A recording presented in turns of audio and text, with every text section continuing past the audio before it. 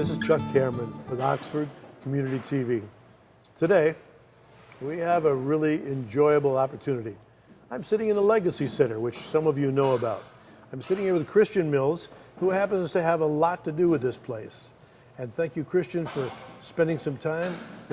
We hope to hear more about your life today. So thank you for your time. Yeah, thank you too, Chuck. All right. Like we start, could you tell us a little bit about this Legacy Center? What is this, and how did you get involved with this? The Legacy Center was kind of an idea, Okay. and I was friends with another gentleman, and I asked him, I said, look, I'm looking for a place to build a school. Mm-hmm. And this building had been for sale for a very long time. So I had a friend who knew who the owner was, and we sat at a bar, and I bought the building in about 4 hours on a napkin. Yes. And, the idea was to build it as a partial school, okay, and then a community center. Okay. So school for kids and community center for the rest of the family. Just yes. Bringing folks in. Seems like you accomplished that in an indirect way. Yes. The Legacy Center has been a project. It's been about 7 years. Yep. And this used to be the old Sea Ray plant. Yep. So they manufactured boats, and after that, there was another manufacturing company that was here. So he sold it to me for the value of the land, thinking that the building needed to be torn down. And I was looking at it the opposite way, thinking, well, it would be very difficult to replicate a building of this size. Yeah. So, my idea was to just, rebuild this particular property. Use what you had. Yeah. Well, you did a nice job on that. Thank you.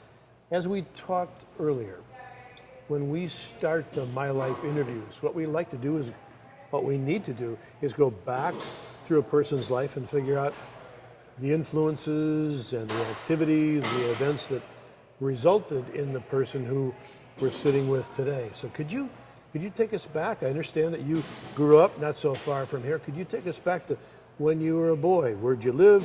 Did you have family? What do you remember about school and your home? Anything about how you got started? I grew up, I was born in Detroit, and I lived in Utica till about 5th grade, and then moved to Lake Orion. And the transition between Utica and Lake Orion was probably a major contributing factor of who I am today. Really? How so? Well, when I was in Utica, probably from kindergarten through 5th grade, I was a kid who was bullied and picked on. And it wasn't your traditional name calling. I mean, we would fight in the schoolyard every day, and I really didn't have any friends. And so, when I moved to Lake Orion, it was just luck that there was a popular girl that liked me, and I actually just had some things happen that I went from this kid that everybody picked on to, hey, here's the new kid, isn't he cute, kind of thing. And wow. So it really helped me to embrace friendship. And if you're my friend, you're my friend. Yeah. I've had the same group of friends since probably junior high, and really give me some compassion for kids who are left out or picked on, or also kind of moving forward into Lake Orion, probably one of the best experiences I've had in my life, going through high school with those same friends. Lake Orion was a very special place for me. For sure. Yeah. You said you went to school down there. Anything about your school days that you particularly remember? Any teachers or any activities that were something special to you? Well, I got in a lot of trouble in school. Well, you're the first person we've ever talked to who reports that. Yeah, I was a pretty intelligent student, but I think that because I got in so much trouble, and was so disruptive that, translated into my education. Yeah. And, I think my home life probably wasn't where you'd want it to be. But yeah, and I was pretty creative in getting in trouble. So, the things that stood out are, I remember almost not graduating. Yeah. And I remember that feeling of like, oh no, my life is about to head in the very wrong direction. And I actually had a girlfriend in high school who was really smart, and her parents wouldn't let her date someone who wasn't going to college. Yeah. So Okay. being the tenacious person, I see a pattern here. Yes, I do. she filled out 15 applications for me, and I got accepted on parole Yes. to Western Michigan University. You're there on consignment. Yes. Yes. Yeah. Wow. What a great thing that you had somebody stand beside you and help you out when it could have gone in another direction. Yeah, I honestly thought I would go into the military or sell cars. Those were my two Yep. passions at the time. Excellent. You could sell tanks. Yeah. You could cover, get them together. So did you have family? You have brothers or sisters here? Yeah, I have a sister. She's a couple years older than me. Okay. What was it like with being with your sister at home growing up? Were you just the best of all buddies and every day was a perfect sunshine day? We were pretty close growing up. She always kind of looked after me. Good. And that was helpful in a lot of situations. We fought, but, we were pretty close. Excellent. And you still see her now? Sure. She's local? That's great. Okay. So you start out in Utica. You run into Lake Orion, and it's a huge positive thing for you. Mm-hmm. That's you going through grade school. Any teachers that stood out in your mind? I actually had a number of teachers that, when I did decide to buckle down Yep, right. and do well, literally were changing my grades Wow. to the negative from what I had earned. I used to have to bring my tests back and my programs back, and so I had a particular teacher, I won't name his name, but I thought to myself, wow, this is really, I'm really starting to try, and,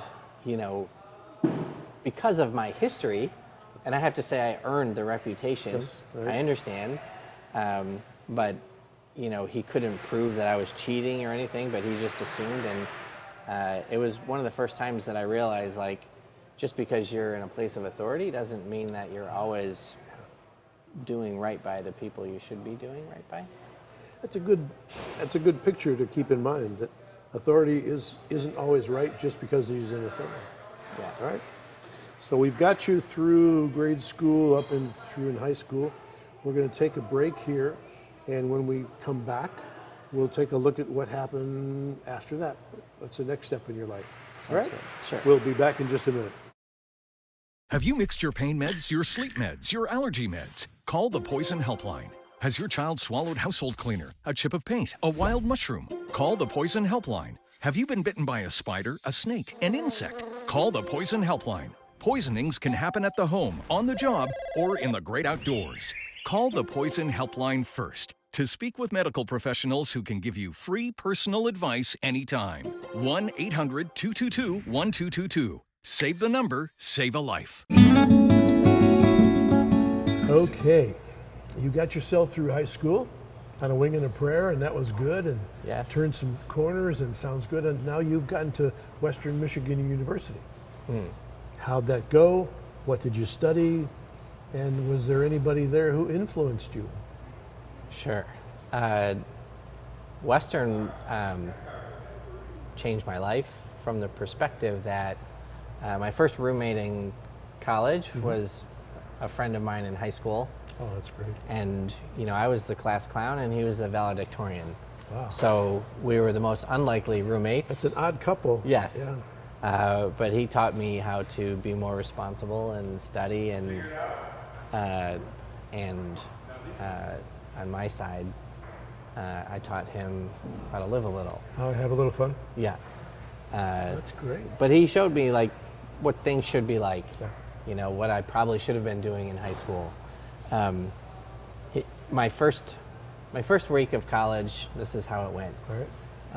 I get a call 5 days after classes start. It's my roommate. He's like, Christian. I said, hey, Mark, what's going on? He's like, class started 5 days ago. He goes, are you coming? Oops.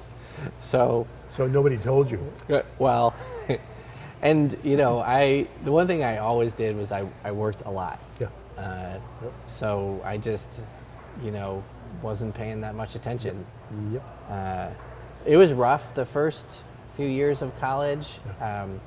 After the first year, because I paid for my own school, I ran out of money, and probably one of my top 3 epiphanies, pivotal moments, was I signed up to become a door-to-door salesperson with a Southwestern publishing company. Right. So I cracked open my piggy bank. I had $360-something, which I needed for gas to get to sales school. Yep. And I sold books in California. Very eye-opening. Yep. You know, because if I told you, Chuck, like, you're the best salesperson in the world, and you know, you think you're the best salesperson in the world, but when you're selling something door to door, there's only what you do and what you don't do. It doesn't matter how you feel about yourself, how everyone else believes in you. It doesn't matter. It's just what you do and what you don't do. And Ones and zeros, huh? yes, Yep. I was very fortunate enough to be successful, Good. and it taught me a lot of life skills. What skills would you say, for the people who are watching, what skills would you say a young person could learn in a job like that, which is not an easy job because you get a lot of rejections as well as a bit of cash inside? Well, in my opinion, one of the most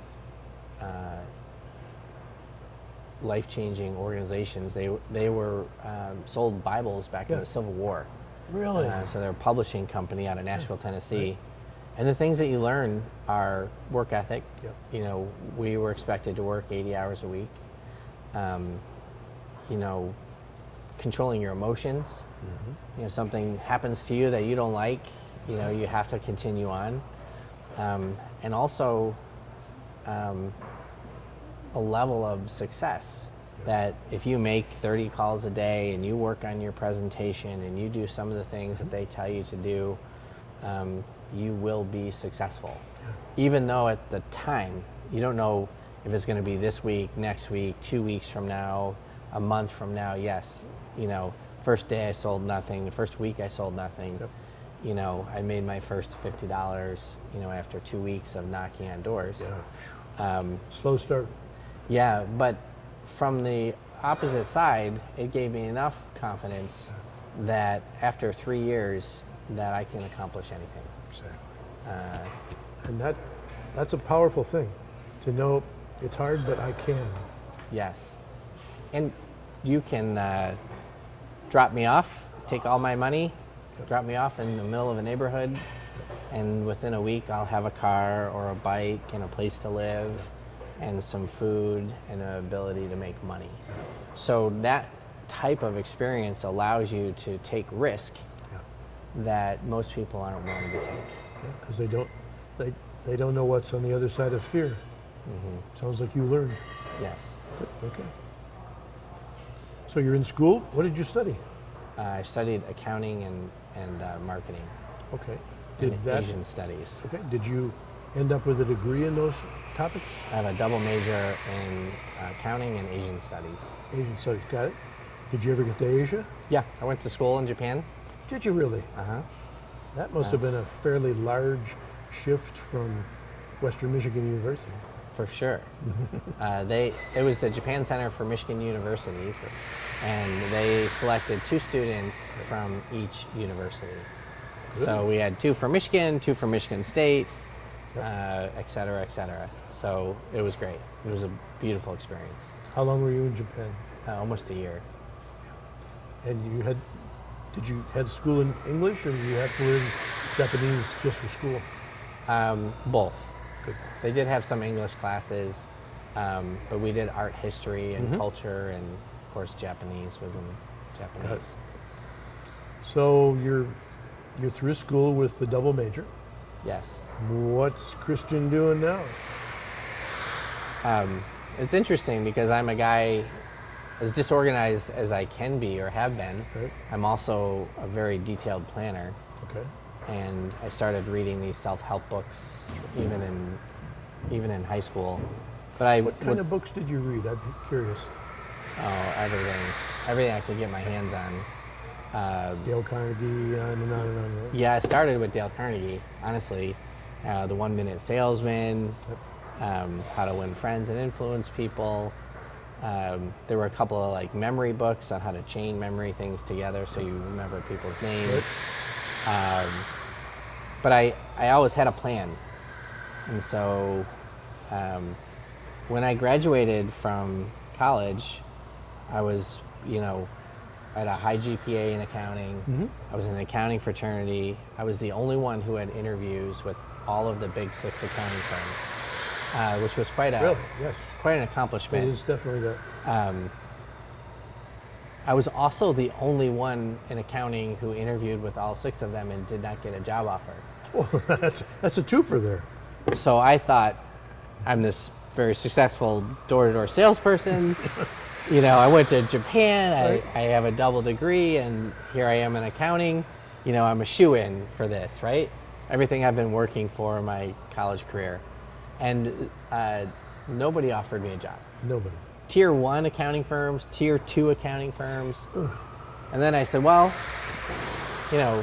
maybe I'll try sales. I can sell. You have proven that. And I think I was on my 15th sales interview. And I was pretty brutally honest with people about what I wanted. And I'm assuming that was the point, the reason why I wasn't hired for most of these jobs. When I interviewed with accounting firms, I told them, I said, I want to work in your merger and acquisition group. I want to buy and sell businesses. That's not the profile of person that they want to start as an entry-level accountant. That's not the entry-level job. And I wasn't willing to fake it or lie or tell them anything other than what I really wanted to do. So you had a dream. My first job, I got paid $16,000 a year. It was my 15th or 16th interview. And I got $50 commission for every medical contract I sold. Excellent. Packed up my car, went to Florida, and that's where I started. A lot of medical down there. A lot of medical down there. I was grateful for the opportunity. After 6 months, I got hired by another group that moved me to New Jersey. And then in New Jersey, I sold medical equipment and surgical instruments and started my first business. Excellent. Well, that's a good point to take a break. From there, lots of things happened as well. So we'll come back in a minute and we'll hear more about what happened in Jersey. All Okay. right? Thank you.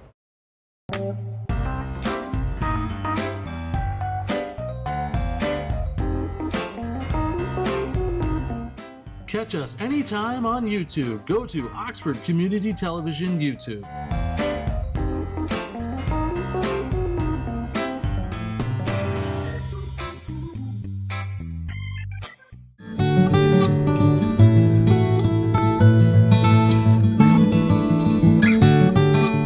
All right. So we got you to Jersey. You got you to Jersey. Yes. What'd you do there? How'd it work? And was there anybody there who was an influence on your life? For sure. I started working as an independent rep for a repping group out of Maryland. And the owner of that company gave me a shot. Normally you have to have 5 years of experience, right? But he liked me and I was appreciative.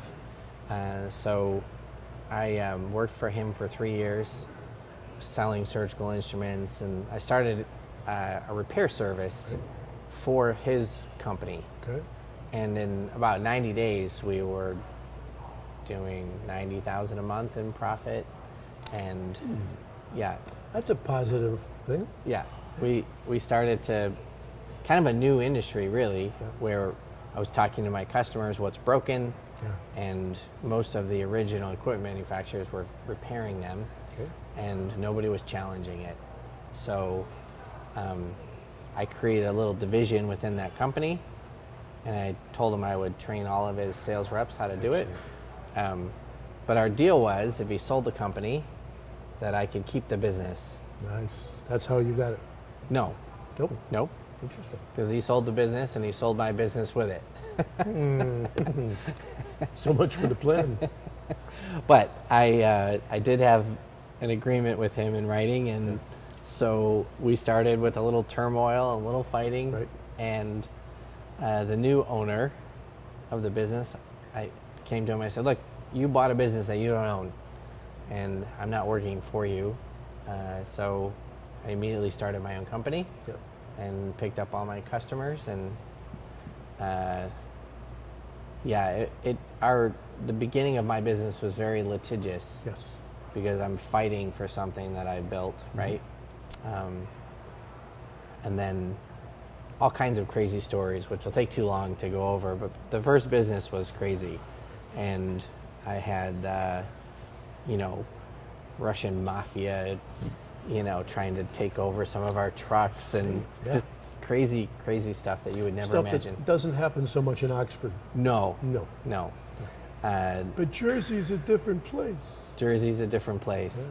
But I planted built a first home there, and I planted my family. I had my mother-in-law and wife and 2 boys in New Jersey, and met my best friend there, Excellent. Gennaro, and began to build that company.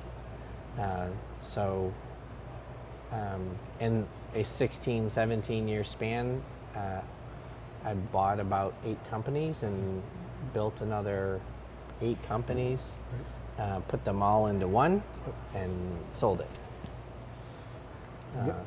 So we had some shifts in my family. Sure. So I decided to come back home. My family, my mother, my father were at the time, and my sister, and just take a breather. Yeah. Yes. So our business was, we had 40 states. We had operations in China. No pressure at all there. So we were moving quite a bit. Scrambled. Yeah. So you come from Jersey and a lot of things going on. Sold the business and you needed a little break. You came back home. Did you get the break you wanted?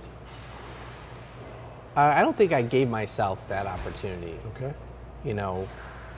When you're used to having so much come at you, the company that bought us, they bought a number of different companies, so I wasn't fighting to stay. I didn't want to be a manager or work for them. So I had a 2-year contract with them, and basically my phone never rang. Interesting. So I started with one of my other friends that I graduated high school with, a manufacturing business. And we built a call center and started to develop some real estate. And then the Legacy Center was last. Okay. It was the last purchase that we made. So it's 7 years ago now, thereabouts? 7 years? 2012. Okay, so Almost that's 10 years. yeah. Yeah. So now we're sitting at the Legacy Center. There's a lot of noise in the background. What's going on here? So this is our restaurant. It's called Right. 925 Bar and Kitchen. And I'm sorry about the noise. We're getting ready to open. They're getting ready for tonight, right? Yes. Over here we have K1 Speed and the Act Social. And a lot of these developments came out of COVID because we were pretty much closed down. Yes. And we had some decisions to make. Yes, you did. And it was an opportunity for us we just doubled down.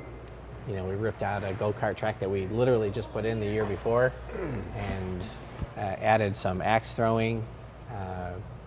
We redid some of urban air. Yeah. Well, I thank you from a grandfather's perspective that you redid urban air. My grandkids just love it. So Thank you. We thank you for that. It's a Urban is a blessing. great concept. It's a great concept. Now that I know you have axe throwing, my grandkid's grandfather will be over here. Okay. I'll be bringing it in. So the Legacy Center was your last big development. Give me a thumbnail sketch. What is this? Why is this? And where do you see this going in the future? So the Legacy Center is a community center Yep. that I think it just brings people together with businesses. And we had a lot of tenants here that we were pretty selective with, and we wanted local entrepreneurs that could support each other in one location, and then put some drivers in place, meaning an urban air drives a lot of traffic, a K1 speed drives a lot of traffic, in conjunction with the traffic that they have built with their business. So we built a very unique community of businesses, and it has created a place for the community to come together. Yeah. Get off the couch, get off the TVs, be active, communicate, and I think it's proven to be a hub in the community. It certainly has. Personally, like I said, I've been here a number of things, and it's been, I'll say very briefly that last around December 1st, this was an enormously important place for our community. And just a lot of people blessed all the activity that went down in here. So it was a safe harbor. So that was a good thing. Yeah. What do you see for the future?